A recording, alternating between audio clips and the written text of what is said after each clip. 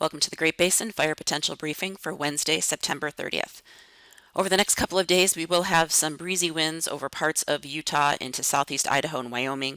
Today, these winds will generally be north-northwest winds with wind gusts in the 20s up towards 30 miles per hour and low relative humidity across central and western Utah. Winds decrease on Thursday but increase again on Friday in similar areas over northern and eastern Utah up into southern Wyoming and southeast Idaho. Again, right now wind gusts really look to remain in the 20s or close to 30 miles per hour. Otherwise, gradual warming and drying will continue through this week with temperatures 5 to 10 degrees above normal. Throughout today, we will have smoke impacts over the western side of the Great Basin as smoke seeps in from fires in California. This will impact mainly the Sierra Front into western Nevada this afternoon, and then similar conditions at the 6,000-foot level as well. We also could see some higher smoke move its way into parts of central Idaho from fires further north, but this would generally be much thinner and more of a hazy sky. Over the last 24 hours, no showers and thunderstorms reported across the Great Basin and light initial attack. Over the last 7 days, we've had precipitation mainly in the far north as cold fronts dropped south. And over the last 2 weeks, this was above normal precipitation for parts of central Idaho, but many areas we saw our large fires did not see as much rainfall. Further south, very dry conditions continue over the southern and western half of the Great Basin. This is reflected in our current ERCs, where ERCs are on the rise with the warmer and drier weather in place and are still above the 80th to 90th percentile over much of Utah into southern and eastern Nevada, and are above the 50th to 70th percentile over parts of western and northern Nevada up into southern Idaho.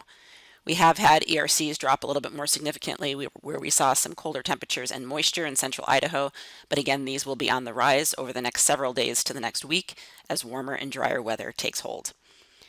Currently, our ERCs in Idaho, again, did significantly drop in some areas. However, over parts of southern and eastern Idaho, we still have ERCs above normal for the time of year despite the decrease, and they will continue rising. Further south, over southern areas of the Great Basin, ERCs are still at or above historic highs for the time of year. 10-hour fuel moisture has dried out significantly across the Great Basin with very critical conditions over the southern half to two-thirds of the region, and we will see Idaho continue to dry out here moving through this weekend. The satellite picture from this morning shows strong high pressure dominating the west. Again, this will be bringing us our warm and dry conditions. And we also will see those northerly to northwesterly winds on the east side of the high continue to affect eastern areas of the Great Basin for the next couple of days. So again, today we have no high risk, just that warm, very dry air in place across the Great Basin. You will continue to watch Idaho and Wyoming as they dry out here over the next several days, but otherwise generally quiet conditions today. We will see those breezy winds over parts of eastern Nevada into parts of the central and northern mountains of Utah. Again, most of these gusts will be in the 20s, and you can see the very low daytime relative humidity in the single digits over much of the southern two-thirds of the region and into the teens further north across Idaho and Wyoming. Also, overnight recoveries will continue to become more poor over the next several days, especially over the southern half of the basin. Similar conditions on Thursday, that high pressure remains in place. Winds decrease a little bit across Utah, so still no high risk, but you can see the drying trend in Idaho. Looking at the wind picture, you can see how those winds have decreased across the area.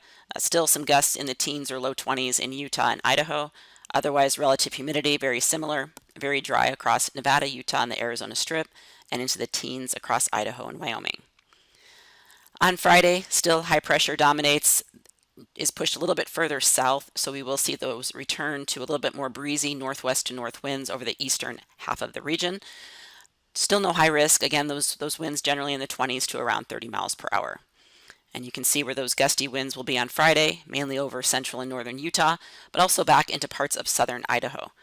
Relative humidity remains unchanged in the single digits over the southern half of the region and into the teens up north. No forecast precipitation over the next few days, and we will continue this ridge of high pressure dominating going into the weekend with still those above normal temperatures and very dry conditions with poor overnight recoveries and low daytime humidities. So similar on Saturday. And on Sunday, that ridge does start to flatten out a little bit. We may see some breezier winds up north and maybe a little bit higher humidity for Idaho, but still no high risk across the region. We will be watching this feature off the coast. This is Tropical Storm Marie currently in the eastern Pacific, and it will be tracking northwestward. But we could see some of the remnants impact the region in the Great Basin as we get later in October. So on Monday, October 5th, still kind of dry, not quite as warm, but still warm temperatures, no high risk. And then going into Tuesday, again, watching the remnants of what is currently Marie, as that does possibly track closer to the west coast. This could bring us some gusty winds, or it could even bring some areas some moisture or some lightning. So again, that'll be closer to the middle of October. We'll be watching that feature. Otherwise, warm and dry until then. No forecast amounts of precipitation for the next week. Going into October 7th to the 13th, generally warm and dry conditions, especially for the eastern area, and you are seeing that above normal signature in parts of the northwest into northern California. So again, we'll continue to watch that and how it impacts the Great Basin. That concludes our webcast for today. Check back tomorrow for the latest updates.